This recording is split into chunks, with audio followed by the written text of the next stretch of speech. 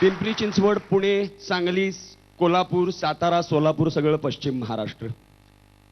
जगात सगळ्यात प्रगल्भ भाषा कुठली असेल तर मराठी, आणि मराठीत सगळ्यात प्रगल्भ भाषा कुठली असेल तर पश्चिम महाराष्ट्रातली. आईची शपथ घातलेली असते, 4 वाक्यात 4 शिव्या आल्याच पाहिजेत, वादच नाही.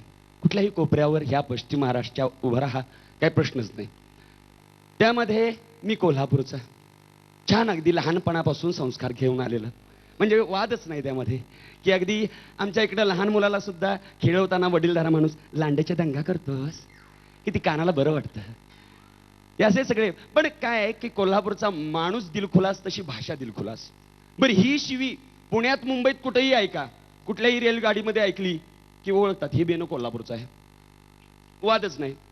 कारण काय आहे, आमच्या इकडे ही शिवी तेवढ्याच प्रेमानं मित्राला दिली जाते, तेवढ्याच रागानं विरोधकाला दिली जाते. त्यामुळं हा आमच्या भाषेचा अवयव आहे.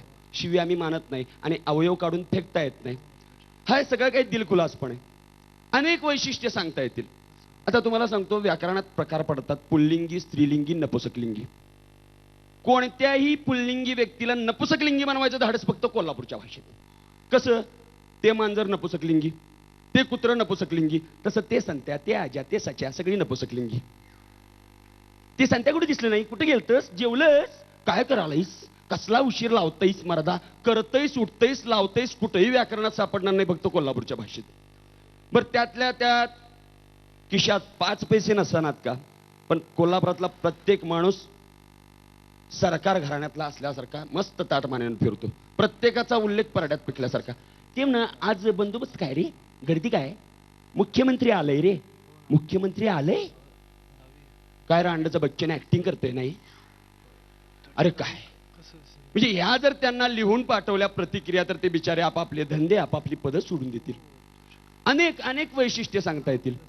बरं, त्यातल्या त्यात कसं, म्हणजे कोणत्याही इंग्लिश भाषेचा वापर फक्त कोल्हापूरकरांनी करायचा. इंग्लंडकरांच्यात सुद्धा दम नाही.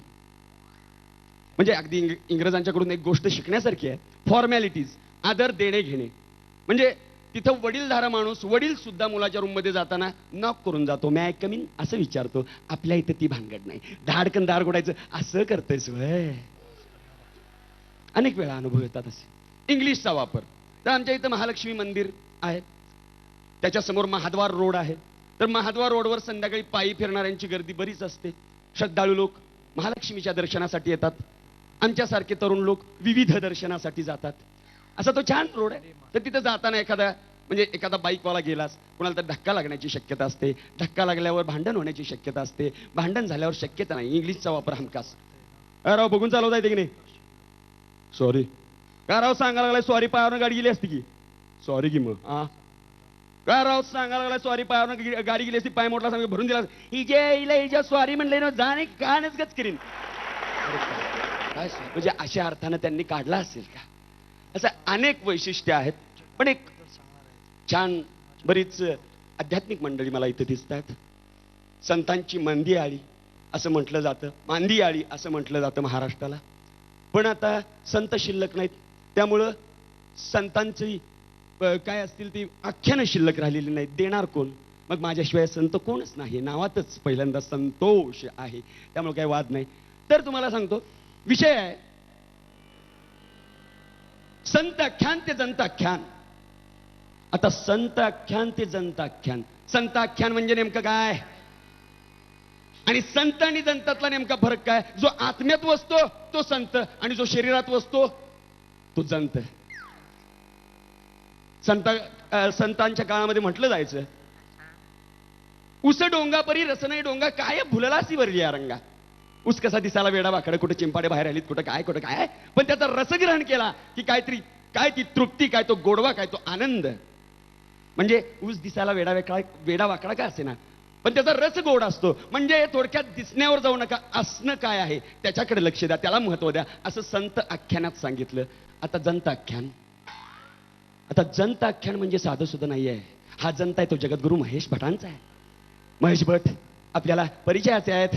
महेश भट म्हणजे ज्यांनी मर्डर केला, चित्रपट होता, असे ते महेश भट. त्यांचा तो जंत म्हणजे इम्रान हाशमी. काय पहिलीच आरोळी ठोकतोय. त्यांचं दंताख्यान आरोळीपासून सुरू होतं. ओ ओ ओ. कुठल्या कोंबडीला बोलवत नाहीये, बकरीला बोलवत नाहीये, साक्षात जंतिनीला बोलवतोय. जंतीन पण साधी सुधी नाहीये. संतांच्या काळात इंद्राचा ऐरावत होता, इथं मल्लिका शेरावत आहे. काय म्हंटल मी तर बोलावतोय. पुढं किती छान शब्द आहेत बघा. भिगे ओट तेरे, भिगे ओट तेरे प्यासा दिल मेरा. काय म्हटले बा, काय ते शब्द, काय ते भाव, काय ते भावना, काय तो भावार्थ नाही काय. असं कधीच आपल्याला संताख्यानात सापडलं. जंताख्यान आवडतं तेच. भिगे ओठ तेरे, तुझे ओठ भिजलेले आहेत, माझं हृदय ताणलेलं आहे, तहान भागणार आहे कारण ओठ ओले आहेत नाही का. काय म्हटलं मी. पुढं म्हणतोय किती चांगल्या चांगल्या गोष्टी सांगितलेल्या आहेत त्यानं. असं लिहायला कधीच जमलं नाही कोणाला याच्यापूर्वी. लगे अब्रसा बदन त्याला. क्या बात आहे. अनेक वेळा आपण एकमेकांना म्हणतो की जीन्स किती छान घातली आहे, शर्ट किती छान आहे, साडी किती शोभून दिसते, दागिने किती छान दिसत आहेत, ही ती भानगडच नाही आहे. लगे अबरसा बदन त्याला. त्याला आता जीव कशात आहे, शरीरात आहे. जन्माला आला माणूस त्यावेळी अंगावर काय होतं, कपडे होते, बनेन होतं, अंडर काही नव्हतं. या गोष्टीवर त्याचा विश्वास, निसर्ग अवस्थेवर विश्वास, म्हणून लगे अबरसा बदन त्या. काय म्हटलेलं आहे पहा, केवढे मोठे विचार आहेत. त्याच्या पुढे म्हणतोय तो जाऊन, कभी मेरे साथ रात गुजार. काय मनाचा मोकळेपणा आहे पहा. अगदी चहाला बोलवल्यासारखं बोलावतोय. किती म्हणजे काय. आणि हे आपण छान चहा पिता पिता म्हणत असतो. कभी मेरे साथ रात गुजार, करू तुझे मैं सुबह तक प्यार. काय क्षमता आहे प्रेमाची.